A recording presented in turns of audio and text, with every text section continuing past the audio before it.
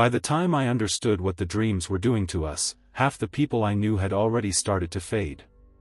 It began with small things.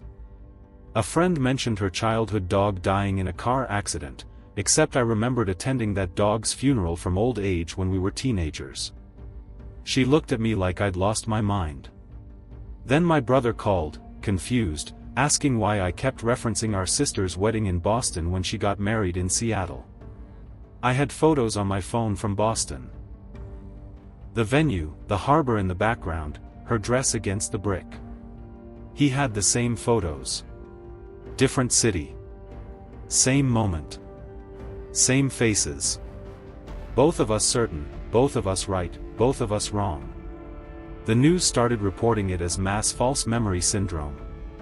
Psychologists appeared on morning shows explaining how the brain confabulates, how social media creates shared delusions.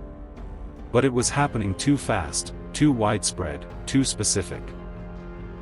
People were remembering entirely different versions of their own lives, and the inconsistencies were propagating like cracks in glass.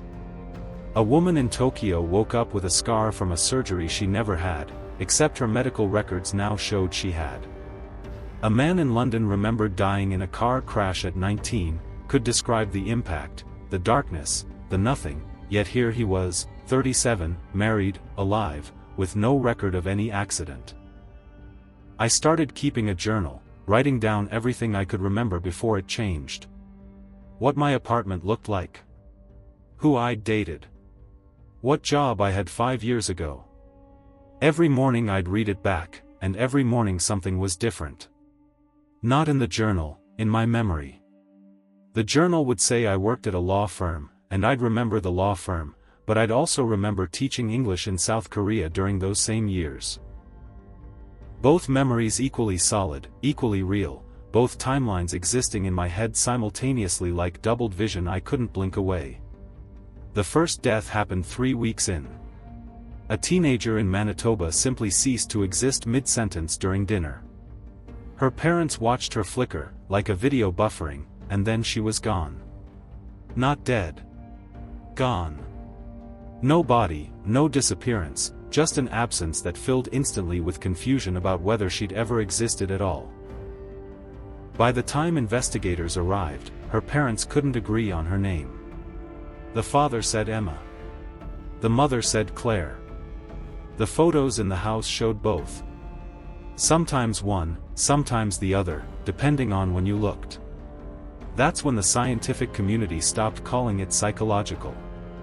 The physics departments got involved, quantum theorists, mathematicians who specialized in temporal mechanics. They started finding the patterns. The changes always happened during REM sleep. The deeper someone slept, the more dramatic the alterations. Night shift workers were relatively stable. Insomniacs became anchors of consistency in an increasingly fluid world. But people who slept deeply, who dreamed vividly, they were rewriting everything. I was one of them. I'd always been a heavy sleeper, the kind who needed 3 alarms, who dreamed in full narrative arcs that felt more real than waking life. And I started to notice something the researchers hadn't published yet. I could feel it happening now. When I dreamed, I wasn't just observing. I was there, physically there, in my past. Not watching memories. Living them again. Feeling the texture of clothes I'd thrown away years ago. Tasting food from restaurants that had closed. And when I made different choices in the dreams, when I turned left instead of right, spoke instead of staying silent, kissed someone I'd been too afraid to kiss, I'd wake up and the world would have shifted to accommodate it. The relationship I'd ended badly in college? I dreamed I'd handled it with grace, apologized, stayed friends.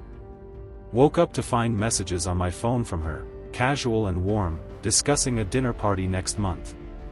The car accident I'd barely avoided at 23? I dreamed I hadn't swerved in time. Woke up with phantom pain in my ribs and a medical history that now included 6 weeks in the hospital. Both timelines were real. Both had happened. I was living in the overlap. The government response was predictable and useless. They tried to regulate sleep. Mandatory sleep clinics. Drugs to suppress REM cycles. But you can't stop people from dreaming. The brain finds a way. And the changes kept cascading, each one creating contradictions that branched into more contradictions. Cities existed in two places at once. Historical events had multiple outcomes. People started running into themselves, different versions from different timeline branches, same person, different choices, both equally valid. I met my other self in a coffee shop downtown. I was sitting alone, and I walked in, saw myself, and we both knew immediately. We didn't speak at first. Just stared. She looked tired. Sadder than me. Or maybe I looked sadder to her. We sat down across from each other, and she told me about her life. Same parents, same childhood, but she'd gone to a different college. Made different friends. Married someone I'd only dated briefly. Had 2 kids. She was a doctor. I was a writer. We compared notes on which memories felt original and which felt like implants from other timelines. Neither of us could tell anymore. The temporal researchers published their findings in a joint statement that read like a suicide note. They'd traced it back. Every reality shift, every alteration, originated in someone's dream. And dreams, they discovered, weren't just mental constructs. They were navigation. When we dream about our past, we're not remembering it. We're actually going there, consciousness traveling backward through our own timeline, inhabiting our younger selves. And because time isn't linear at the quantum level, changes made in those moments ripple forward, rewriting the present. The worst part? It had always been happening. Human consciousness had always been doing this. But it was rare, controlled by some mechanism we didn't understand, some limiter that prevented most dreams from manifesting physically. Except something had broken. 6 months ago, simultaneously worldwide, that limiter failed. And now every dream was real. Every nightmare. Every revision. 7 billion people editing reality in their sleep, none of them aware, none of them able to stop. I dreamed about my father last night. He died when I was 16. Heart attack. Quick. I'd lived with that loss for 20 years. But in the dream, I was 16 again, and I heard him complaining about chest pain, and this time I called the ambulance. This time he survived. I could feel the relief, the joy, the years we got back. I woke up sobbing with happiness, reached for my phone to call him, and then reality splintered. I remember both now. Him dying.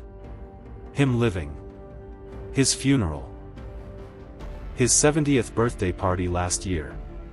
The grief that shaped me. The gratitude that shaped me instead. Both truths. Both timelines. Both lives I've lived. And I don't know which one is collapsing into the other. The disappearances are accelerating.